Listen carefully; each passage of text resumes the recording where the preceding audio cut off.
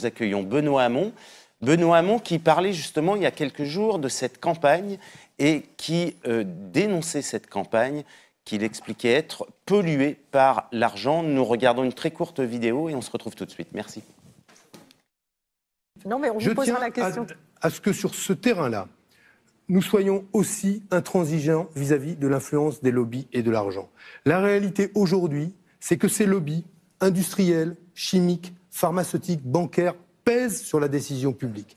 Et la clarté avec laquelle nous faisons campagne, la clarté avec laquelle nous montrerons que nous n'avons pas de dons de personnes qui appartiennent à des grands groupes et qui pourraient demain nous ligoter, lier nos décisions à leurs intérêts, sur ce terrain-là, moi je sais qu'il y ait des engagements clairs. Une des caractéristiques d'ailleurs de cette crise, ce sera la seule parenthèse que je ferai sur la campagne que nous faisons, et à mes yeux, à quel point cette campagne est polluée par l'argent.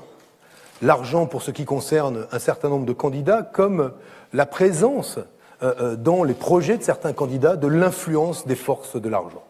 Et c'est à mes yeux la signification aussi de cette crise, d'une crise où, manifestement aujourd'hui, ce qui inspire les responsables politiques repose moins sur l'intérêt général que sur une somme d'intérêts particuliers que l'on veut satisfaire et qui trouve toujours une jolie place au chaud dans les programmes électoraux des uns et des autres. Bonsoir Benoît Hamon, merci d'avoir répondu à notre invitation. On voyait dans cette vidéo que vous dénonciez une campagne polluée par l'argent et juste avant de vous recevoir, Mathilde Mathieu interrogeait Jérôme Lavrieux, un des hommes du scandale Big Malion, qui, lui, dénonçait une hypocrisie générale sur les règles de financement des campagnes électorales et, de manière très détaillée, expliquait comment, aujourd'hui, il était quasiment impossible de respecter les plafonds légaux de financement de campagne. Et il s'est longuement expliqué à ce sujet. Est-ce que vous pouvez nous dire déjà très simplement que vous respecterez le plafond de dépenses légales du premier tour ? Non seulement je peux vous le dire, je l'affirme et j'en fais même, comment vous dire, une condition sine qua non pour moi, que de respecter la loi sur ces questions-là dans une campagne électorale, que la respecter scrupuleusement. Je me suis même imposé des règles qui ne sont pas dans la loi, la transparence sur les dons. Sachez que d'ailleurs, au nom de cette transparence, il a fallu refuser des dons. Vous avez dû en refuser beaucoup ? Non, ce serait malhonnête de dire beaucoup, mais quelques-uns, oui. De personnes qui n'ont pas voulu que leur identité soit connue. À cette étape, je n'ai eu que 4 dons de plus de 2500 €, parce que la règle a été imposée que je peux parfaitement comprendre. On préfère rester discret sur le fait de donner à tel ou tel candidat. J'en avais fait même un sujet de campagne parce qu'il m'apparaissait que c'était quand même pas neutre d'observer que, par exemple, la campagne d'Emmanuel Macron dépendait beaucoup des dons, et notamment des gros dons.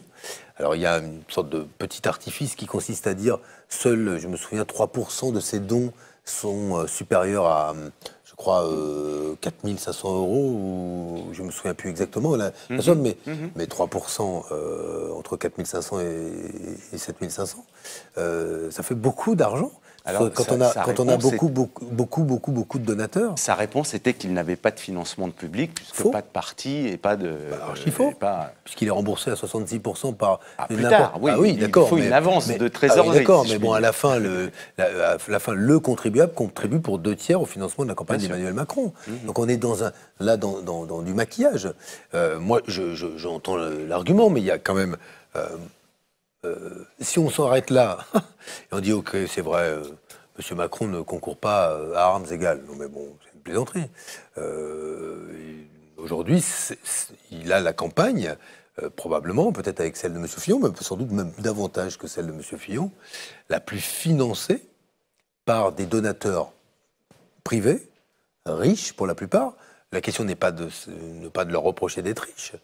La question est de savoir si là où ils travaillent, les intérêts qu'ils défendent sont compatibles avec un certain nombre de décisions qui pourraient conduire le président de la République demain, si c'était Emmanuel Macron, à devoir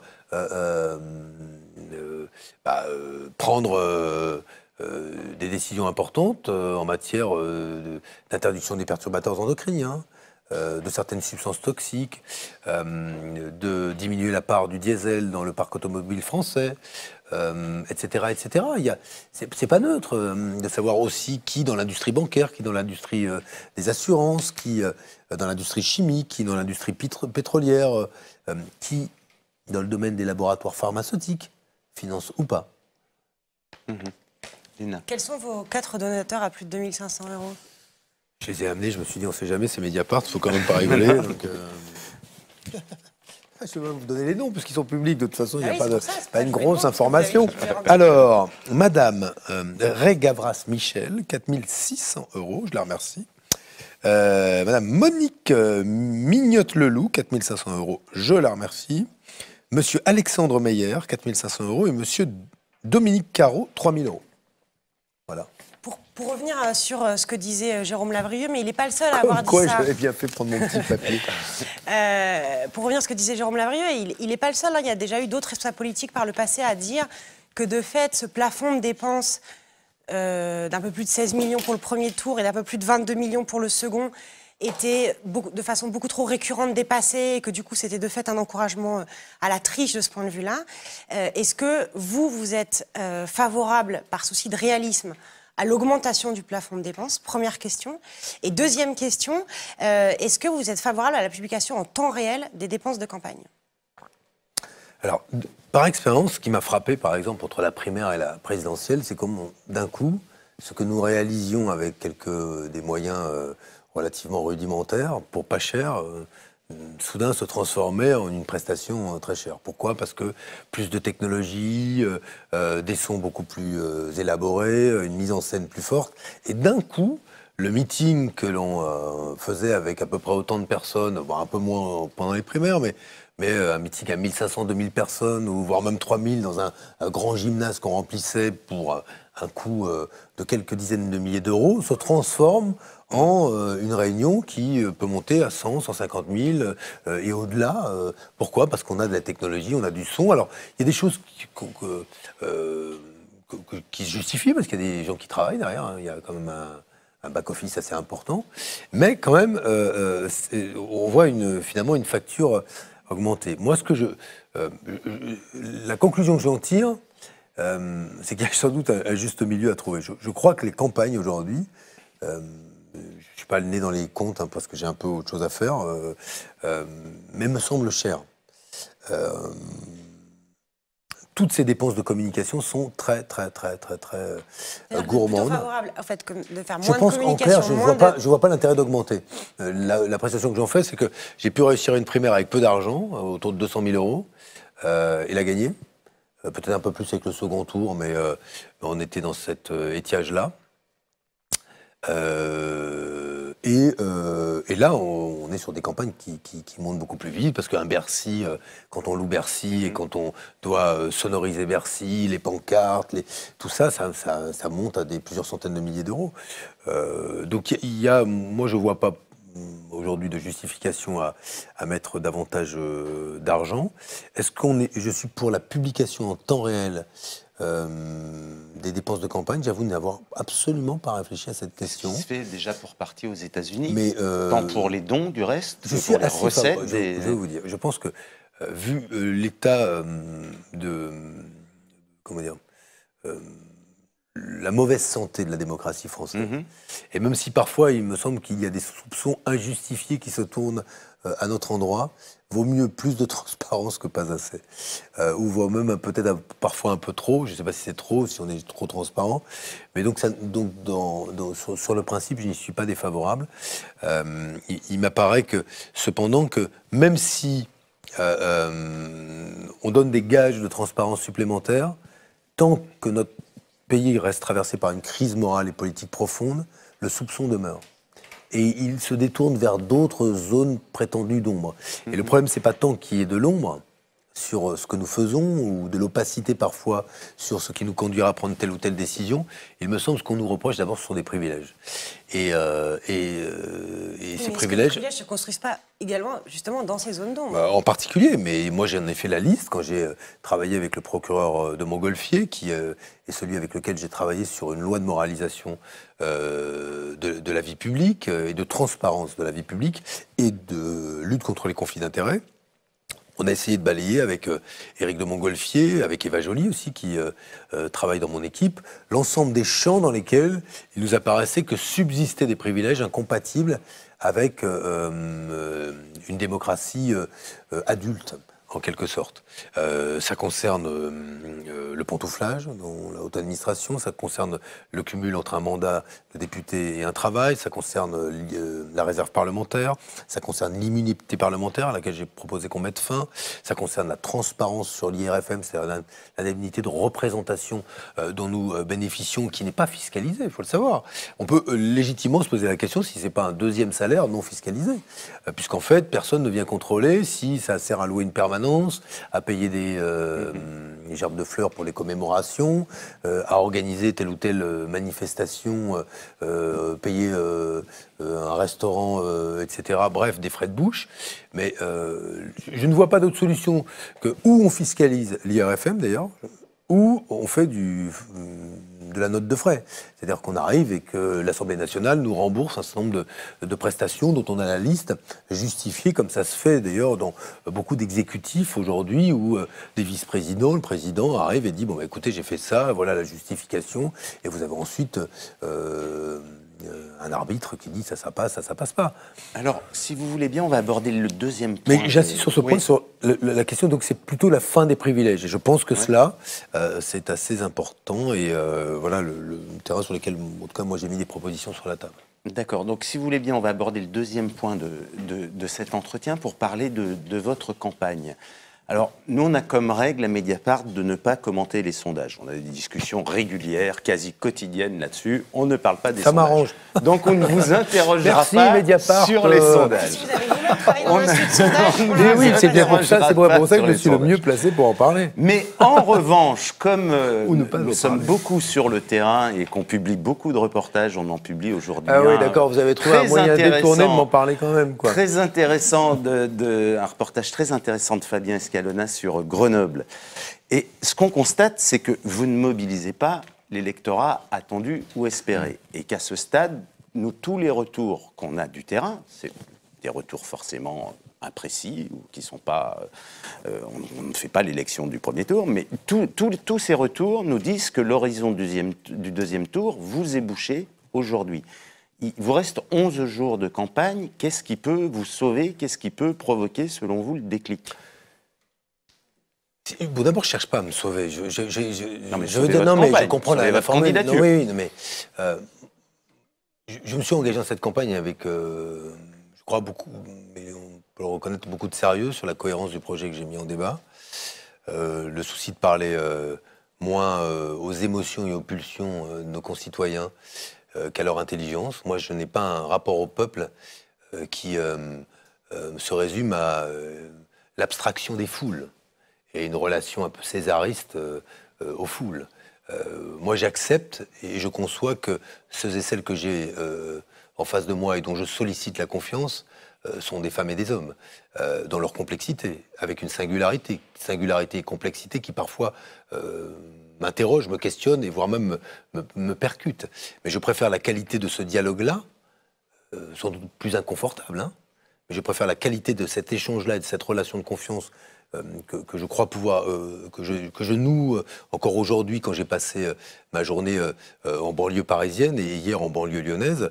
Je crois davantage à cela qu'à finalement au caractère et éphémère et un petit peu artificiel de la relation aux foules. Et donc j'ai voulu bâtir un projet cohérent. Qu'est-ce qui aujourd'hui est de nature à finalement déjouer les pronostics tels que les instituts de sondage les formulent et tels que vos remontées médiapartesques vous indiquent. D'abord, moi je pense qu'il faut se rappeler quand nous allons avoir un nouveau président de la République le 8 mai, qui, au-delà des grands discours, des récits, des contes et des fables, va mettre en œuvre un projet. Qu'encore ce soir, je regardais, j'écoutais... moi, je suis attentif à ce que disent mes rivaux. Je ne suis pas dans mon couloir de nage en disant peu importe ce qu'ils font, ça n'a aucune influence. Si, ça en a. Ça en a.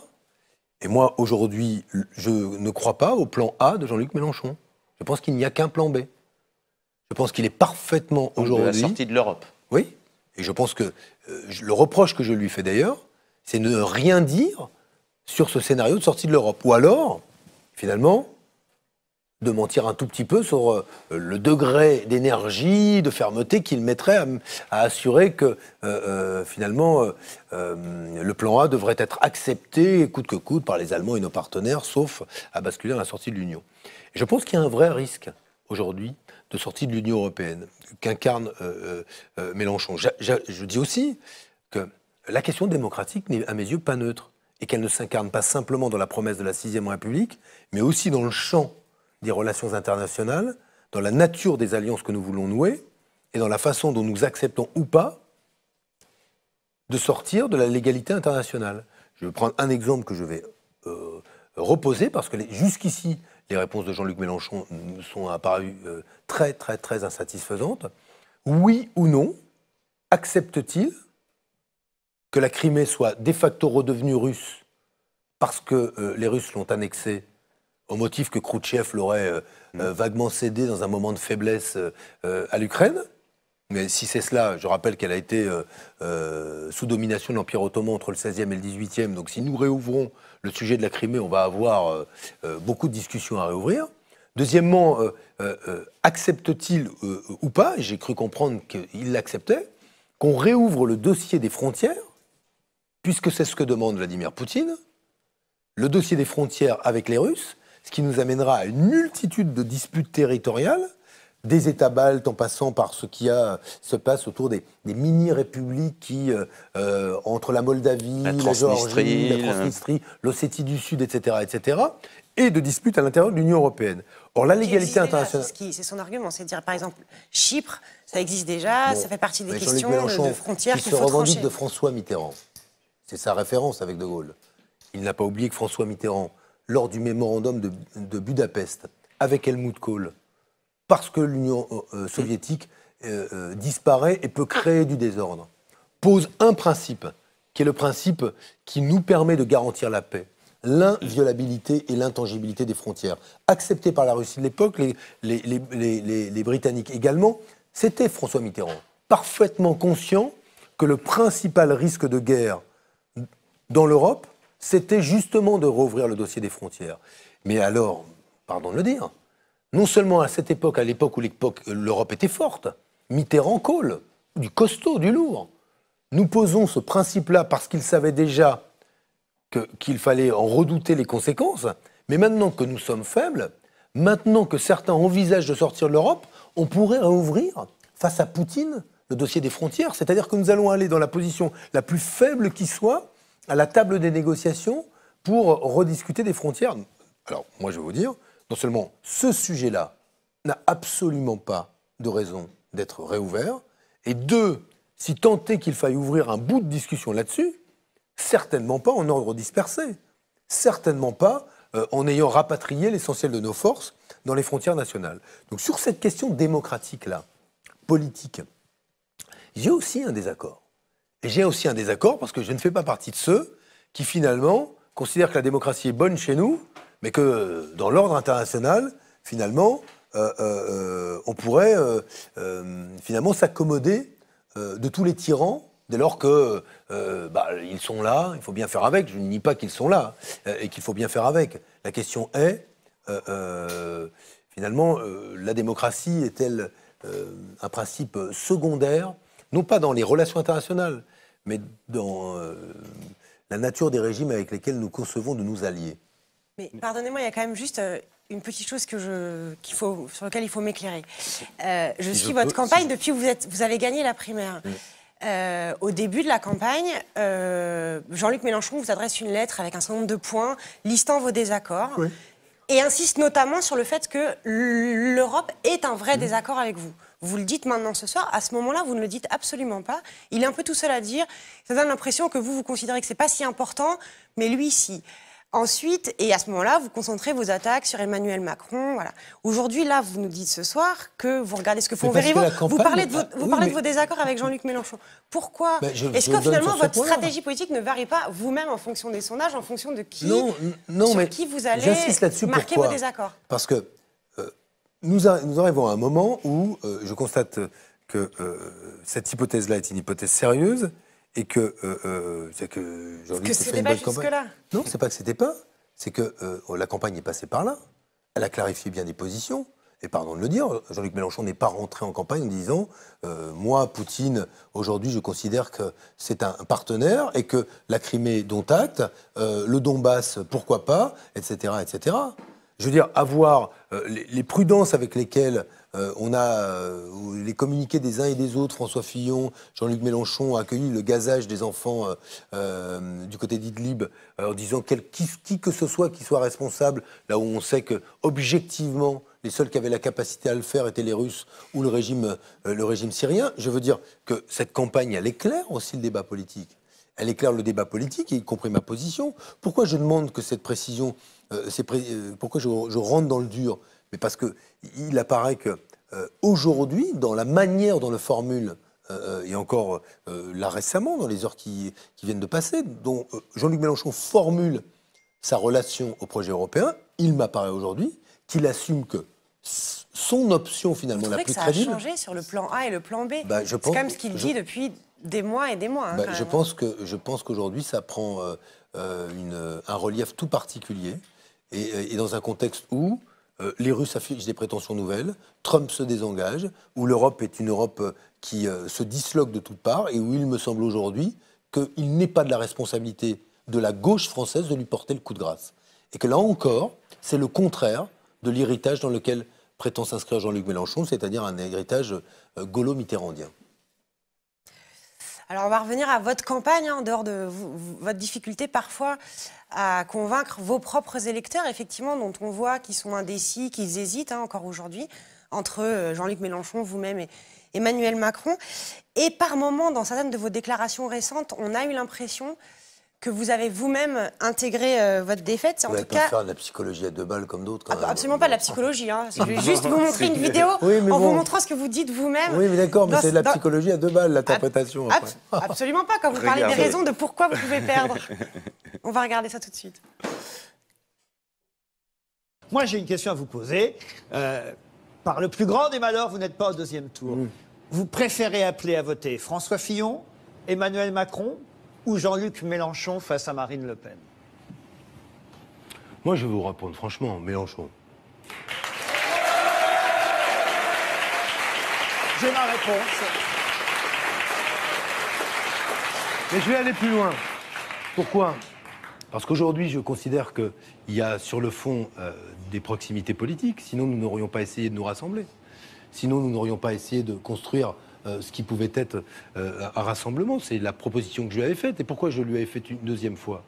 Quand il m'avait dit Manuel Valls, c'est ce qui pose problème dans ton rassemblement. Manuel Valls est parti. Il a soutenu Emmanuel Macron, donc je me suis tourné à nouveau vers Jean-Luc. Je lui ai dit Manuel Valls n'est plus là.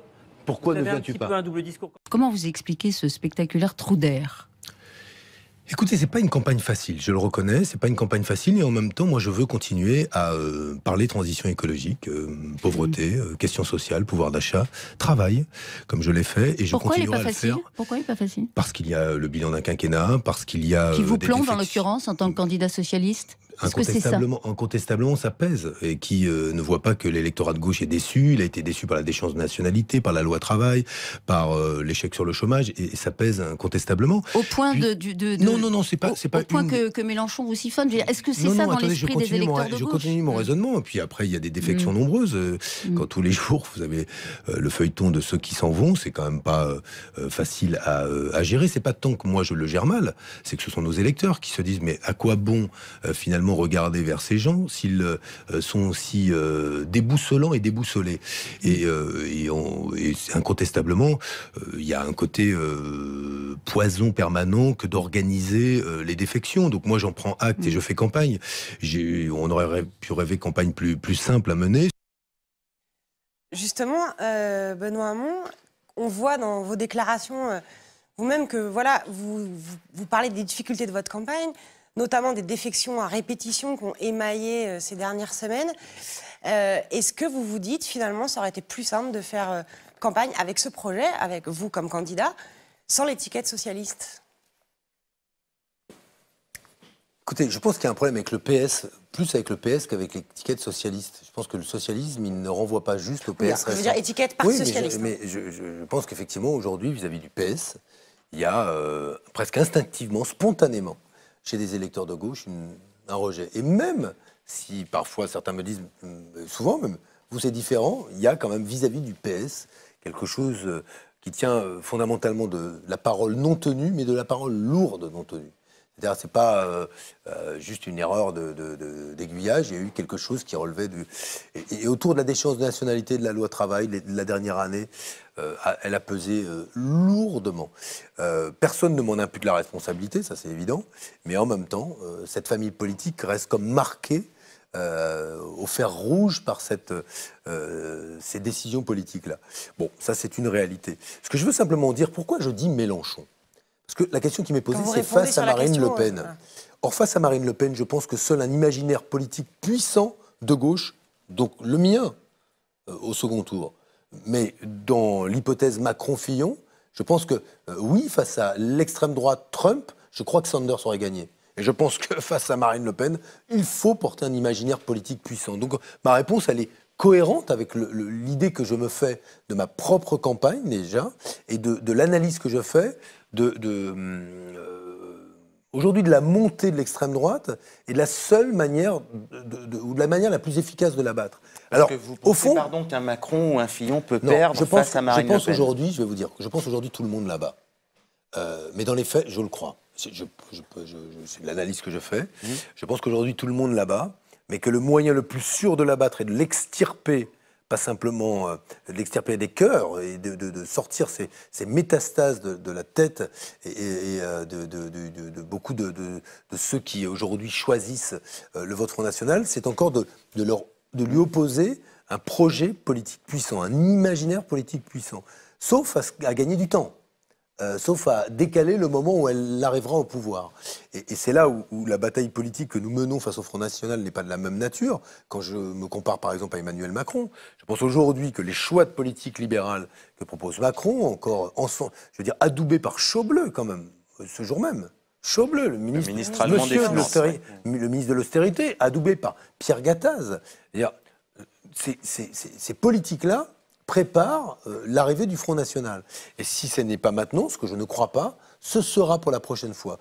Donc, oui, à la question face à Marine Le Pen, alors j'aurais pu être dans le numéro de claquette qui consiste à dire, mais bon, mais non, moi j'essaie de répondre aux questions qui me sont posées, et avec franchise sur le fond. Pourquoi ? Parce que je m'applique le même raisonnement, en considérant que je pense être le mieux à même d'extirper le Front National des têtes, et pas simplement de battre Marine Le Pen. Parce que c'est ça qui est en jeu, c'est une politique sur les services publics, la protection sociale, sur la démocratie, sur la transition écologique, le rôle et la place des citoyens dans la société. Je pense que c'est sur ce terrain-là qu'on bat le Front National durablement, et pas simplement dans les urnes provisoirement. L'autre surprise de votre campagne, c'est de vous avoir vu pratiquement ne pas réagir à ce que vous avez appelé, je crois, à un moment le supplice chinois, c'est-à-dire la mécanique de défection de dirigeants socialistes vous abandonnant pour appeler à voter Macron. C'est pratiquement du jamais vu. C'est même du jamais vu que le Parti socialiste n'ait à ce point pas soutenu son candidat. On avait vu en 2007 des réserves de nombreux responsables socialistes à l'encontre de Ségolène Royal, mais là, l'officialisation du non-soutien d'un parti à son candidat est quand même une sorte de séisme politique. Quelles conséquences vous envisagez d'en tirer ? Pourquoi vous n'avez pas réagi Mais parce que, écoutez, moi, je pourrais rentrer dans une guerre de tranchées qui irait convoquer les statuts du Parti socialiste, son règlement intérieur. Moi, j'ai une campagne à mener au présidentiel. Il y a un premier secrétaire du Parti socialiste. aujourd'hui. Il est censé faire respecter le droit. Vous pensez qu'il est suffisamment loyal? Nous en reparlerons un jour. Mais, non, mais sans parler statut, en parlant politique, c'est quand même... mais nous en reparlons. Moi, je fais campagne. Et je ne peux pas me lancer dans ce qui relèverait objectivement d'un pitoyable combat à l'intérieur du Parti socialiste, une sorte de très mauvaise troisième mi-temps, là où j'ai gagné au suffrage des citoyens de gauche la primaire. Libre, et c'est là où je veux dire que ce qui me frappe aujourd'hui, c'est le peu de soins qu'un certain nombre de dirigeants apportent à la démocratie. J'ai dit un mot tout à l'heure de Jean-Luc et de ce rapport ou de cette ambiguïté permanente qu'il a vis-à-vis d'un certain nombre de régimes. Mais quand, vis-à-vis du Front National, Manuel Valls dit « ce parti justifie que je, finalement, me libère de l'engagement que j'avais pris devant les électeurs ». Un parti antidémocratique. L'acte de résistance, donc, à un parti antidémocratique, ce serait de ne pas respecter soi-même la démocratie. Mais qui ne voit pas qu'il y a une imposture absolue à faire cela? Ça rappelle le fameux débat qui consiste à finalement accepter qu'à l'égard de ceux qui voudraient remettre en cause notre liberté, il faudrait y répondre par une restriction des libertés. Grand débat qu'on a eu sur état d'urgence ou pas, etc., etc. Et moi, je ne considère pas aujourd'hui que museler la presse, que restreindre le champ des libertés, soit la bonne réponse à apporter à ceux qui veulent, je veux dire, remettre en cause, ou ne croient pas, et même, ont en horreur la démocratie. Et bien, de la même manière, quand on dit qu'il y a une menace aujourd'hui du Front National, parti antidémocratique, je veux dire, je ne crois pas qu'il soit très sérieux de poser comme acte de naissance de cet acte de résistance comme le non-respect de la démocratie. Voilà, je crois qu'il y a quelque chose aujourd'hui dans la République qui ne va plus quand autant de dirigeants finalement apportent aussi peu de soins à la qualité du débat démocratique et aussi peu de soins à la démocratie elle-même. Alors, ce qu'on comprend, c'est que quoi qu'il arrive, et quel que soit votre résultat au soir du premier tour, il y a de toute façon une recomposition et de la gauche et des explications de textes sérieuses au PS qui auront lieu. Alors, pour en parler, parce que je pense qu'il y a des choses dont j'imagine vous ne voudrez pas parler maintenant. Je pense que ça je vais juste juste vous laisser une affaire d'explication de texte sérieuse au Parti socialiste, qui ne voit pas aujourd'hui qu'il y a une recomposition. Voilà. Alors, c'est pour gauche, parler de cette recomposition qu'on va demander à nouveau. Fabien Escalona, qui est chercheur en sciences politiques et qui nous accompagne pendant toute la durée de cette campagne, de vous interroger. Fabien, à toi. Bonsoir. Bonsoir. Salut. En préparant l'entretien, on avait en tête certaines de vos déclarations sur la centralité que vous occuperiez aujourd'hui dans le champ politique par rapport à Jean-Luc Mélenchon et par rapport à Emmanuel Macron. Et on s'est dit, mais est-ce que, au fond, il n'est pas déjà dans l'ancien monde, cette centralité-là, et d'ailleurs, le mot même de centralité est curieux, parce que ça paraît désigner quelque chose de topographique, mais ce qui manque aujourd'hui au PS, c'est plus la centralité, c'est la puissance. C'est-à-dire que la SFIO, par exemple, des années 60, à la limite, elle pouvait être centrale, avec le Parti communiste, ou ce qui restait des radicaux de gauche, etc. Mais ce qui a fait que c'était un grand parti compétitif pour le pouvoir, c'est parce que François Mitterrand, en 1971, l'a refondé, l'a mis en tête de la gauche et l'a mis en capacité d'assumer l'alternance. Et on a l'impression que vous aviez peut-être une occasion, avec votre victoire à la primaire, de faire une sorte de refondation accélérée du PS, de faire une sorte de nouvelle épinée depuis l'aile gauche. Et là, vu la tournure que prend la campagne, ou vu les scénarios un peu noirs ou gris qui semblent se profiler, on se dit, mais est-ce que vous n'allez pas devoir assumer de passer par les 10-15 ans qu'a traversé la SFIO dans les premières années de la Ve République avant de refonder un parti de gauche sur votre ligne compétitive pour le pouvoir?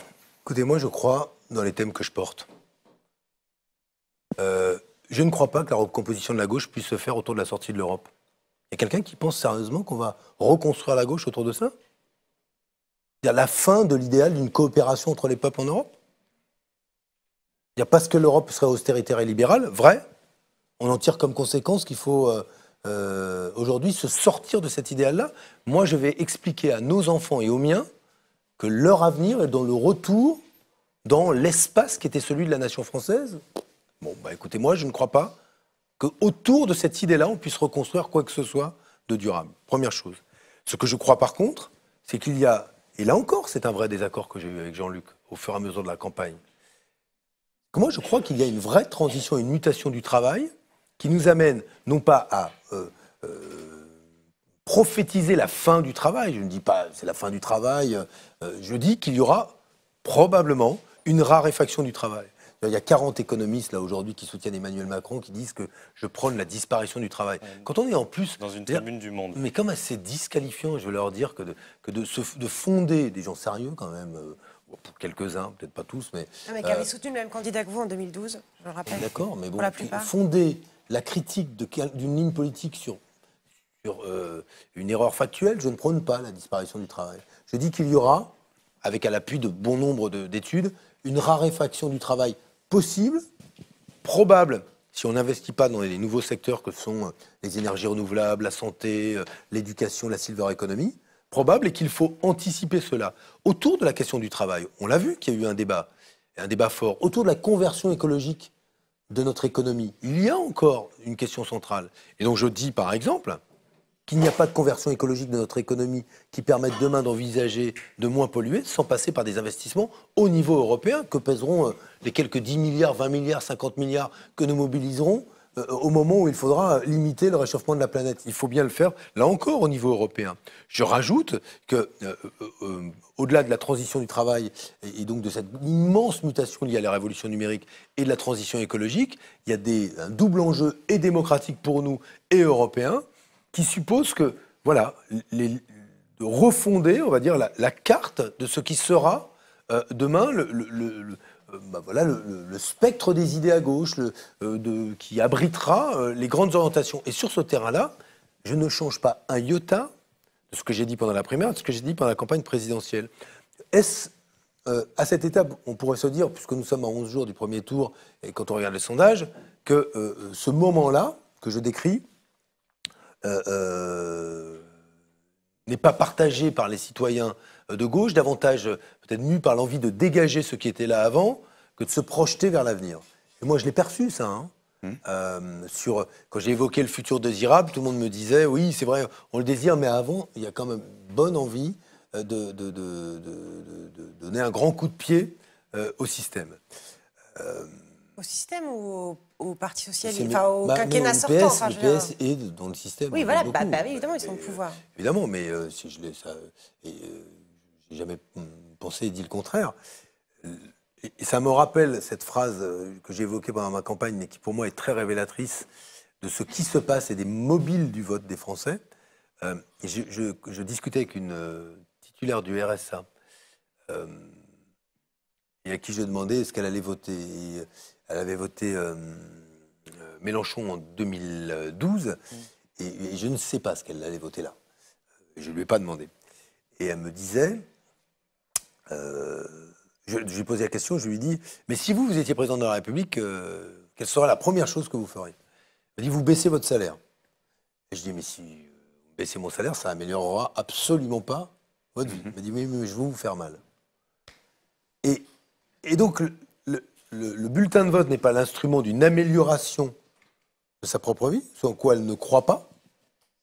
Quoi, gauche-droite, ça n'a rien changé, etc. Mais ça peut peut-être être le moyen de faire mal à ceux qui ont si souvent déçu, trahi, peu importe les mots. C'est-à-dire que c'est un vote sanction qui surdétermine tout, c'est ça? Il y a en tout cas une envie, et donc là, je crois, l'hypothèse qu'on puisse vraiment casser les règles du jeu, et je crois, passe pour crédible. D'autant plus crédible qu'il n'y a pas un candidat qui se revendique du système. Fillon dit qu'il est le candidat du système, bon, tout le monde, ça fait rigoler tout le monde, mais c'est quand même sur cette thématique-là qu'il agit, qu'il mobilise son électorat. Macron vous dit, je tourne la page du quinquennat, vous pleurez de rire. Moi, qui ne voit pas que toutes les grandes décisions économiques qui expliquent que le chômage ait vu sa courbe progresser et non pas diminuer, est liée à des décisions inspirées par Emmanuel Macron, comme conseiller du Prince, ou comme ministre ensuite. Il faut encore se souvenir, pour quiconque était ministre, quand il y avait des arbitrages budgétaires en dernier recours, Emmanuel Macron, c'était celui qui jouait avec le ciseau. Donc tout ça, on sait, et en même temps, il se pose en celui qui va tourner la page du quinquennat. Bon, c'est incroyable, mais c'est vrai. Et puis après, Jean-Luc, Marine Le Pen, tout ça aussi, c'est des candidats anti-système. Tout le monde est sur l'anti-système. Même un peu moi, d'ailleurs. Peut-être je reformule ma question en passant clairement au niveau européen, parce que là, on parle du PS, etc. Bon. Mais vous-même, vous parlez beaucoup de... C'est vous qui me posez des questions. Oui, bien sûr, non, mais...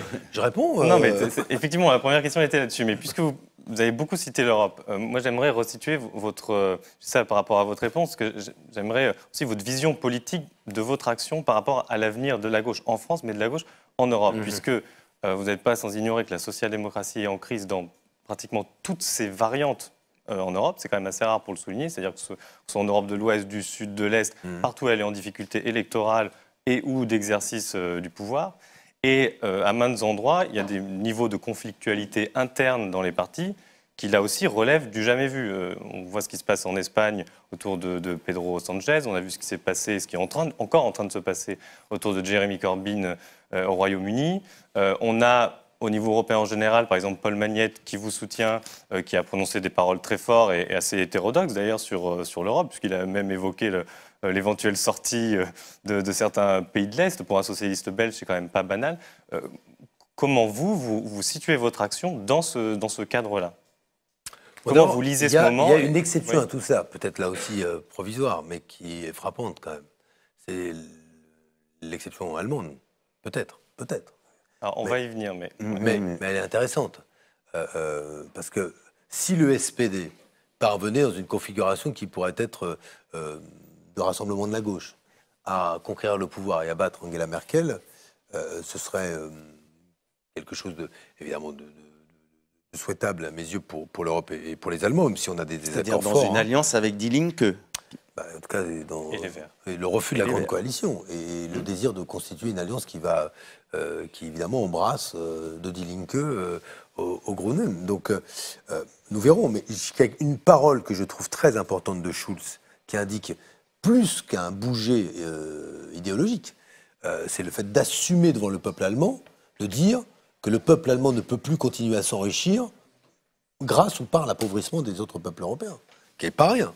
De noter l'asymétrie aujourd'hui des bénéfices des politiques d'austérité qui, pour les uns, met la corde au cou, c'est-à-dire tous à peu près, et pour les autres, les fait prospérer. Donc, il y a quelque chose qui a bougé là. Une fois que j'ai dit ça, moi, je discute avec beaucoup de monde. Je discute avec Varoufakis, je discute avec, évidemment, Magnette, avec Schulz, avec Costa, avec les deux branches espagnoles, Podemos comme le PSOE.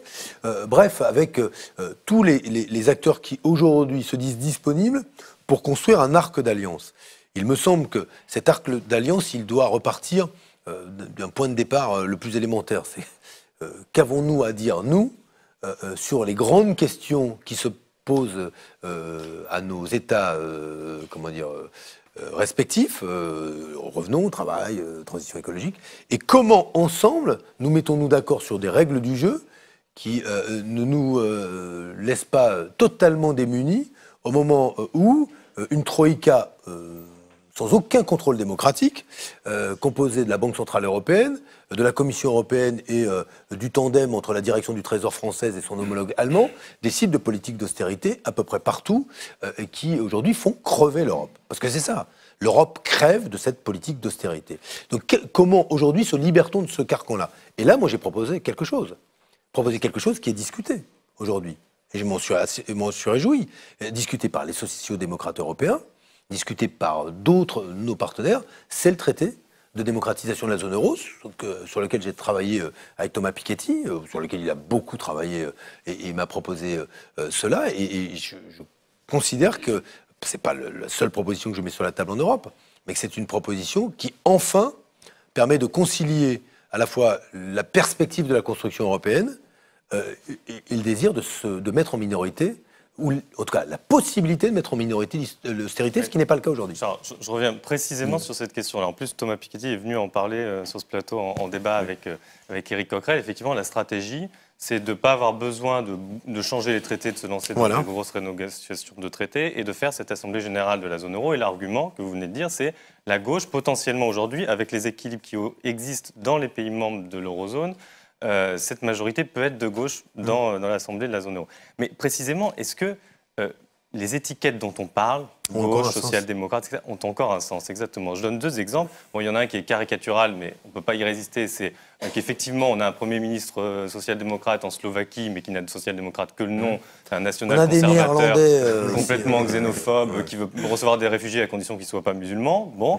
Et peut-être plus important, l'exemple allemand. C'est-à-dire, vous venez de citer Schulz, et il se trouve qu'il a fait des déclarations qui ne vont pas exactement dans le sens que vous indiquiez très récemment à la presse étrangère, qui ont été reprises notamment dans le Financial Times, où il raconte qu'en fait, il est assez d'accord avec la ligne de Merkel, c'est-à-dire que les pays, oui, ils vont devoir faire des réformes s'il faut qu'il y ait de la solidarité, et notamment sur la question très précise, qui est importante pour vous, je suppose, de mutualisation des dettes européennes, ce qu'on appelle dans le langage européen eurobonds. Lui, il a eu cette formule, bon, c'est pas très marrant, mais elle a le mérite de dire ce qu'elle veut dire. Il dit, la seule chose qui vaille à propos de bonds, c'est James.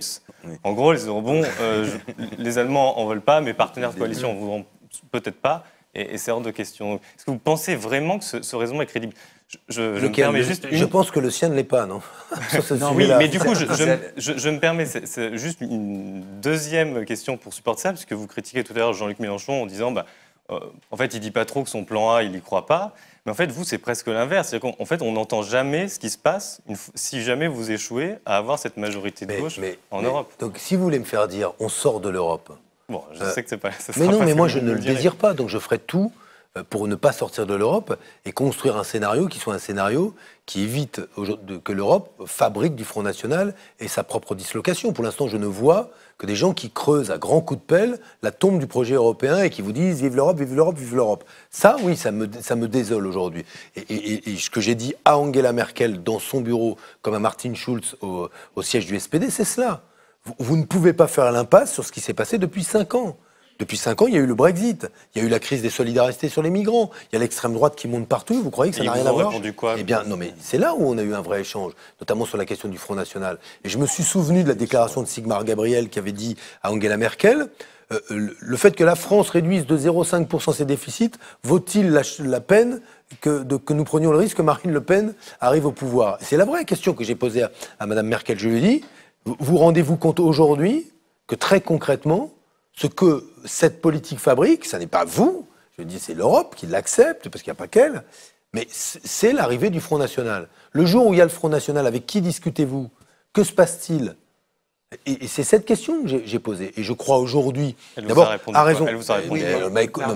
Parce que pour venir un peu en complément de ce que disait Fabien, quand vous êtes allé à Berlin, vous avez pu constater aussi que le SPD est complètement fracturé. Qu'une partie du SPD dit vous soutenir quasiment Emmanuel Macron, et qu'une autre partie du SPD a affiché son soutien pour Macron. Moi, j'adorerais être soutenu par un parti fracturé comme le SPD. Hein. Je peux vous assurer. Franchement, non, mais il ne faut pas tout juger à l'aune du PS français. Parce que sinon, non, mais c'est pour ça que je veux dire qu'il faut tout relativiser, chers amis. Il presse en français à vos côtés, qui a été pratiquement pas traduite en allemand, le soir même. Son rival et concurrent au SPD disait le contraire, que lui soutenait Macron. La réalité, c'est que donc en allemand, dans un meeting la semaine dernière, Martin Schulz a répété exactement ce qu'il a dit, cette fois-ci en allemand, pour que ce soit compréhensible de tous. Et donc, là-dessus, moi, j'ai pas de doute sur le choix politique qu'ils font. Et puis, c'est une question de fidélité, de principe. Qu'il y ait des débats chez eux, il y en a toujours eu. Il y a toujours eu des tendances, et des tendances fortes. Cette fois, une gauche social-démocrate et une droite, etc. La droite a perdu. Schulz a été élu comme président du parti à 99%. Donc, le sujet est réglé. De la gauche du parti non plus. Mais... D'accord, mais il est soutenu par la gauche du parti aujourd'hui. Donc le problème, on ne va pas faire la nuit sur le SPD allemand. Non, ce que je veux simplement dire, c'est que c'est important pour la crédibilité de votre mais non, ce qui n'est pas non, je le dis. Ce qui est important pour la crédibilité d'un projet quand on est candidat à la présidentielle, c'est pas de mettre haut la barre des menaces, c'est de mettre haut la barre des solutions. Et moi, j'ai posé le principe d'un traité de l'énergie, inspiré directement de ce que Delors avait proposé. Une stratégie en matière de défense européenne, comme un projet de traité rédigé à la virgule près, d'ores et déjà disponible, sur la démocratisation de la zone euro, dont j'ai dit qu'il était discutable, où la discussion a porté avec les Allemands, non pas sur le principe du traité, mais la composition de l'Assemblée parlementaire, ce qui n'est pas rien. Ça veut donc dire que la discussion a lieu sur la base du traité que j'ai proposé. J'en ai parlé également au président Juncker, au commissaire Moscovici. Donc on a avancé, je l'ai présenté devant le groupe socialiste au Parlement européen. Donc la discussion, elle est là. Je le redis, on peut tous faire un grand numéro, pardon, excusez-moi, mais j'ai déjà donné, moi j'ai voté non au traité constitutionnel européen, je me suis engagé dans ces batailles-là avec beaucoup d'énergie, je crois beaucoup à la nécessité de rompre avec l'Europe libérale, mais Vous regrettez aujourd'hui ce vote ? Ah non, je ne le regrette pas. Je regrette par contre le très mauvais usage qui en a été fait, et par les partisans du oui et les partisans du non en France, parce qu'on a été assez stupides nous aussi. Les premiers partisans du oui ont passé leur temps à s'excuser du vote du peuple français, belle leçon de démocratie une fois de plus, et les partisans du non, à force de ne chercher d'alliés nulle part et à rester arrimés dans nos petites histoires franco-françaises, on a finalement validé dans la tête de beaucoup de gens que notre non était un non anti-européen, là où il était un non à l'Europe libérale. Ça, c'est une faute. Allez-vous me dire, parmi les dirigeants de la gauche française, qui connaît ses interlocuteurs au niveau européen? Qui va chercher à fabriquer du commun? Personne aujourd'hui. Moi, je crois être un de ceux qui le fait. Et le fait avec le souci justement de construire cet arc d'alliance. Parce que ce qui m'avait frappé dans l'histoire récente de la gauche européenne, ce sont deux moments. Le moment où Tsipras se retourne et qu'il voit qu'il est tout seul, et le moment où Magnette se retourne et qu'il voit qu'il est tout seul. D'ailleurs, Magnette, qui se fait traiter de Judas par Mélenchon derrière, il y a quand même un type qui a un peu pris des risques. Magnette, on ne peut pas lui reprocher. Et on ne peut pas qualifier les gens comme ça. On ne peut pas. C'est pas possible de faire comme ça. On ne construit rien. On ne fabrique rien de commun. Et moi, j'ai pas envie, tout aussi inspiré et respectueux que je suis par l'histoire de la France, de notre nation, de son peuple glorieux, j'ai pas envie d'aller faire la leçon aux autres. D'abord parce que je pense que ça marchera pas, et que je pense que c'est le contraire de la manière dont on doit fabriquer demain une Europe progressiste. Parce que moi, j'y crois, cette Europe progressiste. D'accord, on en vient sur le dernier thème de notre entretien, quelques points de votre politique économique. Vous allez être interrogé par Dan Israël, et avant, on va parler, Dan vous parlera de questions industrielles, et pendant ce temps, on va regarder une courte vidéo. C'était en 2012, François Hollande sur un camion parlant aux ouvriers de Florange. Vous me taquinez ce soir.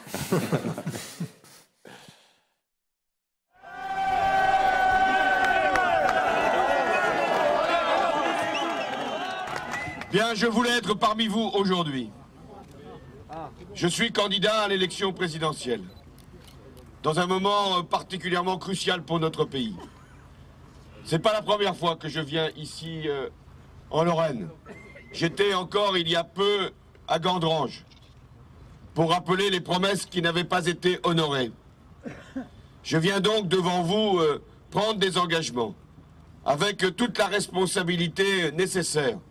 Je ne veux pas, moi, me retrouver dans la situation d'être élu un jour sur une promesse et ensuite ne pas revenir parce qu'elle n'aurait pas été tenue. Eh bien, si Mittal, je ne le souhaite pas, ne veut plus de vous, oui, je suis prêt parce que je viens ici aussi comme député et j'avais déjà pris cet engagement à Gandrange, que nous déposions une proposition de loi qui dirait la chose suivante, et ça vaut pour ici comme pour d'autres sites, quand une grande firme ne veut plus d'une unité de production, mais ne veut pas non plus la céder, nous en ferions obligation pour que des repreneurs viennent et puissent donner une activité supplémentaire à... Dan, à toi. Bonsoir. On vient de voir un candidat à la présidentielle, debout sur un camion, devant les ouvriers, applaudi par les ouvriers, faire des promesses pour sauver une usine. Ça, c'était il y a 5 ans. Aujourd'hui, on ne voit pas beaucoup de candidats au chevet des usines, ou en tout cas beaucoup moins. Alors, bien sûr, vous le faites aussi. Vous avez été chez Alia dans l'Aube il n'y a pas très longtemps, par exemple. Bon, mais on a l'impression que ce thème de l'industrie, des usines françaises qui ferment, et peut-être même finalement ce thème du travail en général, on a l'impression que ça ne prend pas beaucoup dans la campagne. Est-ce que vous savez pourquoi ou comment ça se fait? Bon, le travail, je crois que le travail, on en a parlé. D'abord, moi, je peux raconter une partie de l'histoire qui a suivi, puisque comme ministre, il s'avère que sur la question une sorte de droit de préemption ou de préférence qui serait donné aux salariés pour le rachat de leur entreprise, c'est moi qui ai dû travailler sur ces questions-là dans la loi sur l'économie sociale et solidaire. Et je m'étais battu pour que ce soit le cas. On s'était rendu compte très vite, en travaillant sur ces questions-là, que s'il fallait qu'il y ait un droit préférentiel qui soit offert aux salariés pour racheter leur entreprise, sur quoi organisait-on la préférence? S'il y avait un tiers qui mettait 1 euro de plus que les salariés, ça suffisait pas, ça volait pas, juridiquement. On s'est ensuite rendu compte, à partir de l'analyse que nous a fait le Conseil d'État notamment, que la préemption, etc., se heurtait au principe du droit de propriété, de la liberté de commerce, etc., et que le Conseil constitutionnel nous retoquerait. Et donc j'ai créé le droit d'information pour les salariés en cas de vente de leur entreprise. Un droit d'information que nous voulions déclencher au moment où le chef d'entreprise a l'intention de vendre, avec comme ça la possibilité pour les salariés qu'ils aient le temps de formuler une offre et de reprendre leur entreprise. Eh bien, ce droit a été créé dans la loi ESS, votée par toute la gauche, et il a été remis en cause par la loi Macron 1 mois après avoir été mis en œuvre, où ce droit a été réduit à finalement une sorte de droit symbolique.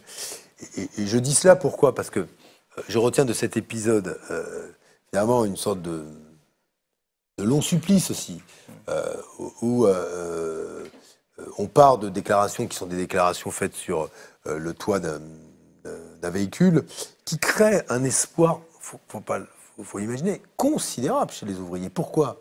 Parce que eux vivent sous la menace de la perte de leur emploi et la certitude que derrière, plan de reconversion ou pas, il y en aura un paquet qui resteront sur le carreau. Il s'avère que le maire de Gondrange me soutient. Il s'avère qu'Édouard Martin est un de mes soutiens. Il s'avère que le leader de GAD dans les abattoirs en Bretagne me soutient, Olivier Lebras. Donc on va dire des figures des luttes industrielles. Et nous avons travaillé sur ces questions-là. Alors, remboursement des aides publiques indûment perçues, à l'évidence, ça doit s'appliquer à Whirlpool. Du CIE, du Crédit Impôt Recherche, du CICE, des aides régionales. Vous parlez de Whirlpool. Bon, moi, comme plein d'autres journalistes, je suis allé voir les ouvriers de Whirlpool et des sous-traitants autour. Ils vont pas voter Benoît, c'est ça? Non, c'est pas ça. D'entre eux, sans doute, mais quand ils même. Ils n'attendent pas grand-chose. Mais ils attendent. Personne s'intéresse. Mais moi, je veux pas non plus. Et on ne sait pas ce qu'on va faire. Donc voilà, on a un peu l'impression que tous les candidats, vous comme les autres, ont intégré le fait que pour sauver une usine en France, c'était très compliqué. Alors, moi, j'ai posé, en tout cas, 3 propositions que les autres ne font pas. 1, je rétablirais le droit d'information pour les salariés tel qu'il avait été voté dans la loi ESS. 2, je préconise le remboursement des sommes indûment perçues et des subventions publiques, Crédit Impôt Recherche, CICE, subventions régionales, aide aux fonciers, etc., dès lors qu'il y a une délocalisation qui ne se justifie pas. 3, je l'ai dit pour STX, moi je suis favorable, dès lors que des savoir-faire industriels stratégiques sont mis en cause, que l'outil de la nationalisation soit utilisé, quitte à ce qu'il soit temporaire et que nous trouvions les partenaires privés solides à partir desquels reconstruire une stratégie qui est une stratégie qui garantisse le maintien de nos savoir-faire ici.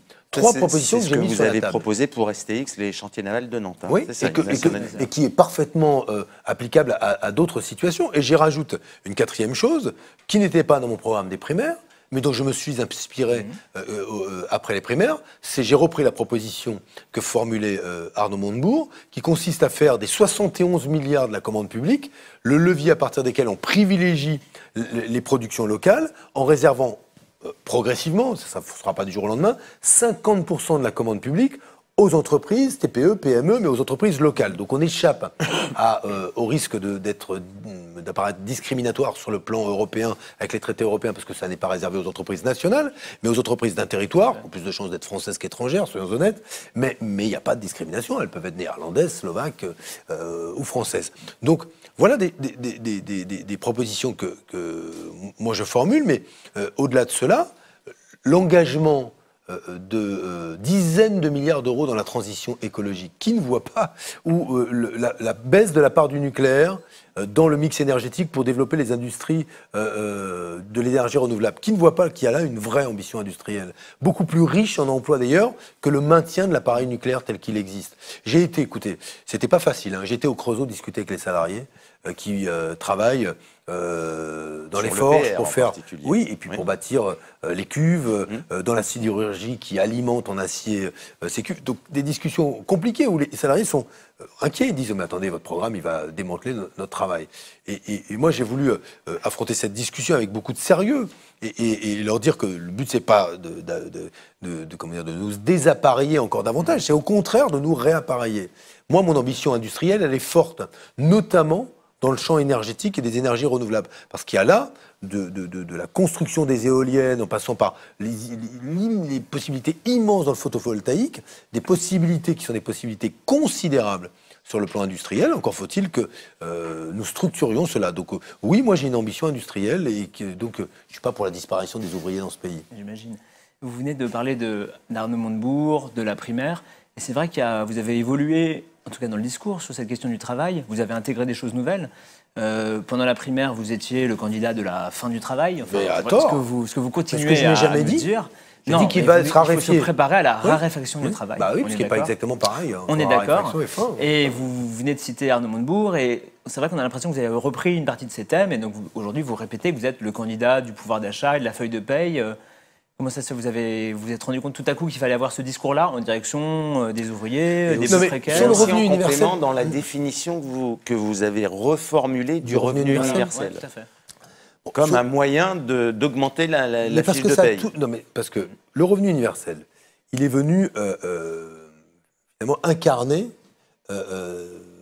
à mes yeux, ce qu'était ce nouveau pilier de la protection sociale, indispensable si demain le travail sera raréfié et qu'il faut bien financer la protection sociale, par ailleurs, qui est financée par le travail, pour partie, et si demain il faut trouver de nouveaux instruments pour éradiquer la pauvreté et offrir les sécurités aux nouvelles générations qui, elles, vivent un travail très différent d'une autre, qui sont au moins aussi sécurité, aussi protectrices que celles dont nous avons hérité de nos pères.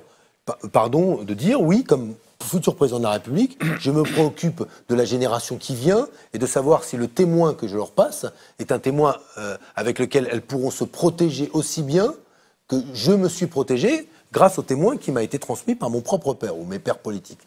C'est pas rien. Et la fidélité aux valeurs, à mes yeux, elle se juge moins dans l'assiduité aux commémorations. Ça, on est champion du monde, notamment les socialistes. Ça, pour aller au cimetière, on est prêt à panthéoniser tout le monde. Ce qui serait bien, c'est qu'au lieu de panthéoniser quelques grandes figures de la gauche, on se rappelle des combats qu'ils ont menés. Je veux dire, le CNR, même s'il n'y avait pas que la gauche, et la sécurité sociale, le pays est ruiné.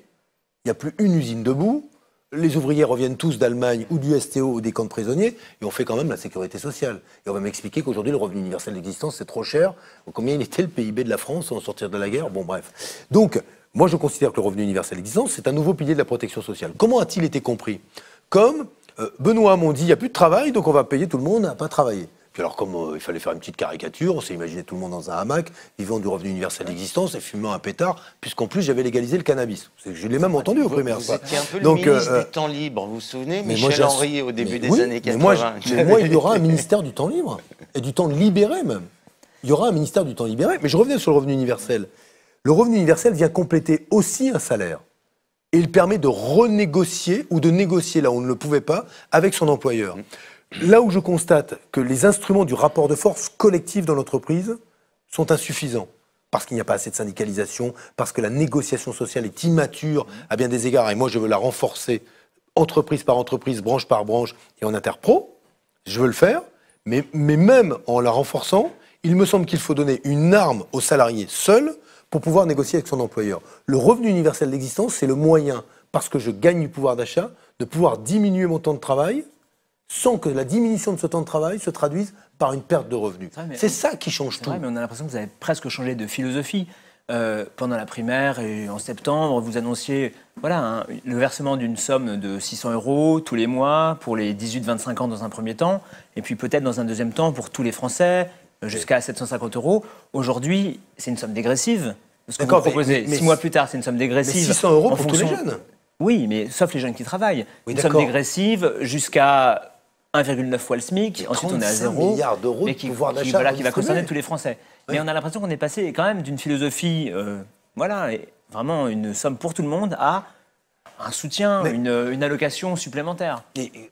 Bon, on peut le concevoir, j'entends qu'on puisse le concevoir comme cela, mais il fallait qu'on construise un premier étage. Ouais. La Sécu, elle ne s'est pas faite en un an. En 1945, on a créé la Sécu, et on est encore en train, 70 ans après, de la transformer, de l'améliorer si possible, ou parfois même pas de l'améliorer, mais de la dégrader. Mais c'est un processus. Moi, j'ai dit que le revenu universel, nouveau pilier de notre protection sociale, j'ouvrais un processus dont le premier étage était au 1er janvier 2018, et pardon du peu, mais allez me trouver un dirigeant de gauche, alors toute gauche confondue, parce que Mélenchon n'a pas augmenté le SMIC donc brut et donc fragilisé la compétitivité des petites boîtes, il a augmenté les salaires. Vous êtes favorable à l'augmentation du SMIC. Hein. Mais oui, d'accord, mais 5%, je ne suis pas pour l'augmentation. Je veux dire, on n'est pas. Moi, je préfère faire mon RUE qui permet, on va être très concret, une aide-soignante à mi-temps de gagner 400 € de plus, donc de passer de 600 à 1000 €, sur un salarié de chez GAD qui est au SMIG, ou des ex-GAD dans les abattoirs, de passer de 1150 à 1350, et de se retrouver dans une situation où, parce que son pouvoir d'achat augmente, s'il veut réduire son temps de travail parce que le métier est pénible, il le peut sans grosse perte de pouvoir d'achat puisque son revenu universel augmente si son salaire baisse. C'est quand même un mécanisme qui est assez vertueux. Tout à fait. Et donc, je le propose de cette manière-là. Je crois qu'on a là, quand même, la proposition la plus innovante et la plus protectrice depuis au moins une décennie, depuis le RMI. Et encore, l'ambition va bien au-delà du RMI. Et alors, je ne la revendique pas pour moi-même, parce que la réflexion sur le revenu universel, elle existe. Il y a des libéraux qui la préconisent, des progressistes d'autre part. Mais voilà, je veux bien qu'on discute de ma première étape, mais trouver plus ambitieux sur le plan social et économique, il n'y a pas. Hein. Il n'y a pas. Il n'y a pas plus ambitieux. Il n'y a pas plus fort, il n'y a pas plus structurant, il n'y a pas plus tourné vers l'avenir que cela. Le reste, c'est quand même du recyclage de bonnes vieilles solutions dont on n'est pas certain que ça fonctionne vraiment. Vous parliez du Jean-Luc Mélenchon et du SMIC. Peut-être quand même, on peut encore revenir sur ce personnage dont on vous parle beaucoup, sur ces questions d'économie. Je respecte le combat. Voilà. Non, mais sur ces questions d'économie, du rôle de l'État dans l'économie. C'est vrai que vous partagez pas mal d'idées ou d'ambitions. Augmenter le SMIC. Augmenter les minima sociaux, augmenter le nombre de fonctionnaires.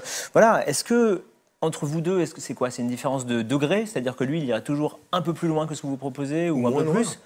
Ou, bon, est-ce que c'est une différence comme ça de degré et de curseur, ou bien est-ce qu'il y a une différence de nature entre vos propositions? Je pense qu'il y a les deux. On n'est pas de la même. D'abord, on n'est pas de la même génération. Les combats politiques qui nous ont matricés ne sont pas les mêmes. Ça veut dire quoi? Pardon, mais ça veut dire quoi? Ça veut dire quoi? On n'est pas la même génération. Ça veut dire quoi concrètement sur ce que ça veut dire sur votre ambition politique dans votre programme? Moi, ça se voit dans nos programmes. La manière dont moi j'appréhende l'évolution du travail est liée, me semble-t-il, à la façon dont moi j'observe et je tire des constats de ce qui se passe aujourd'hui sur la précarisation du travail, sa segmentation, l'apparition du travail non salarié. Et je le fais en essayant de poser un regard lucide là-dessus et de voir de quelle manière demain nous financerons la protection sociale, comme nous devons accompagner cette transition, là où il me semble faire l'impasse sur cette question, comme beaucoup d'autres d'ailleurs à droite, qui font l'impasse, au nom de la valeur travail et du diagnostic qu'il pose que le travail ne se raréfie pas. Et c'est d'ailleurs ce qui, moi, m'a amené à réfléchir aussi à la taxe sur les robots. Taxe sur les robots, là aussi discuté. Trouvez-moi encore un instrument de redistribution plus discuté que celui-là. Bon, alors là où j'ai été surpris, c'est que vienne à mon secours Bill Gates. Bill Gates, c'est l'actuel le patron de Nestlé, là, qui vient de dire qu'il fallait effectivement taxer les robots, sinon on ne financerait plus la protection sociale. Mais ils sont nombreux à venir faire l'analyse toute simple. Et je vais vous dire qu'il faut taxer les robots là où ils remplacent les hommes. C'est mon expérience de ministre qui m'a fait réfléchir à cela. Quand j'ai vu que dans la grande distribution, la vitesse à laquelle demain les machines allaient expulser les travailleurs de la grande distribution, quand on voit aujourd'hui une marque comme Amazon, je vais la citer, et qui fait un commerce sans personne, quand elle expérimente la livraison en 1 heure par drone de ce que vous commandez sur Internet, il y a de moins en moins de monde. Quand dans ces grands plateformes logistiques aujourd'hui, il y a de moins en moins de gens et de plus en plus de robots, la question est, bon, formidable, les services nous sont rendus à nous consommateurs plus rapidement, mais la richesse créée par ce robot, elle ne finance pas la protection sociale, là où auparavant, celle qui travaille à la place du robot, la personne, eh bien, son salaire, comme les cotisations payées par l'entreprise, finançait notre protection sociale. Comment comble-t-on ce manque à gagner? Eh bien, moi, je pose le principe d'une contribution sociale de la richesse créée par les robots quand ils se substituent aux hommes, qui viennent financer ou la sécurité sociale, fléchons cette hypothèse numéro 1, ou un fonds destiné à la formation et à la reconversion des salariés qui ont perdu leur emploi. Voilà une solution que je mets sur la table. Mais honnêtement, je vais vous dire, hein, c'est pas avec une armée de solutions des années 80, 90 et 2000 qu'on va régler le problème du chômage, du financement de la protection sociale, à gauche comme à droite. À gauche comme à droite. Et moi, je me situe à gauche, je ne dis pas que je suis dans le ni gauche ni droite, que ce soit clair, hein, que je me fasse bien comprendre, mais moi, à gauche, le projet politique que je porte, je prétends aujourd'hui qu'il est celui autour duquel, de toute façon, se structurera demain la gauche européenne, s'organisera dans ces débats, pour ou contre, mais c'est autour de cela. Okay. Bien, merci beaucoup Benoît Hamon, on va s'arrêter là. Merci beaucoup d'être venu. Merci. On se retrouve dans une semaine, on sera dans une semaine à 3 jours du premier tour et on vous réserve pour cette occasion une émission spéciale. À bientôt, à mercredi 20h pour un nouvel en direct de Mediapart. Et d'ici là, vous pouvez lire notre site et également profiter de l'offre d'abonnement qui est affichée sur...